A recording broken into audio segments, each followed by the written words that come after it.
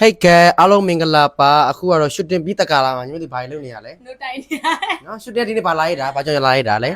ကေရန်ကုန် online shopping ဘီကေအထက်လက်ကားဆိုင်လေးကိုမမရှိမှလာပြီးတော့ရိုက်ပြတာဖြစ်ပါတယ်။လှိုင်မျိုးနေမှာရှိပါတယ် မှာပါနော်မမုတ်တင်နဲ့အခန့်နဲ့နော်အဲ့ဒီအခန့်နဲ့ပြီးအချိန်မှာညီမတို့ကမနာသေးပဲဘာလုပ်နေရလဲဆိုတော့နော် ။နို့တိုင်နေရပါတယ် ကလေးကိုနှုတ်တိုက်နေရပဲ ။အများကြီးတင်ပါတယ် ဟုတ်ပါတယ်ရှူတင်တစ်ဖက်နဲ့ပေါ့နော်ရှူတင်တစ်ဖက်နဲ့နှုတ်လဲတိုက်နေရတဲ့အချိန်မှာနော်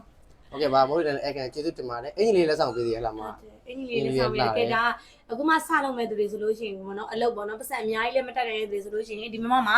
ဈေးနှုန်းချိုသားစွာနဲ့ငိမ့်တို့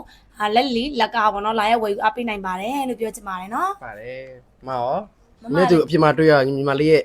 မမိုက်ခန်းစားချက် ခန်းစားချက်လေးရ အရန်ပျော်ပါတယ် နော်ညီမလေးရနော် ဒီမှာလည်းညိုချောလေး ညချောလေးအဲ့ညချောလေးပါဟုတ်ပါတယ် ညိုအသားညိုတာလွယ် ကဲပါအဲ့တော့ ပွင့်လင်းတယ် ပွင့်နေပါတယ်အဲ့တော့ပြောချင်တာတော့ညီမသူကတော့နော်ရှူတင်တစ်ဖက်ကလေးတစ်ဖက်ဖြစ်နေပါတယ်တဲ့နော်ညီမလေး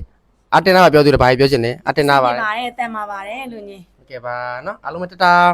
ကဲတတာ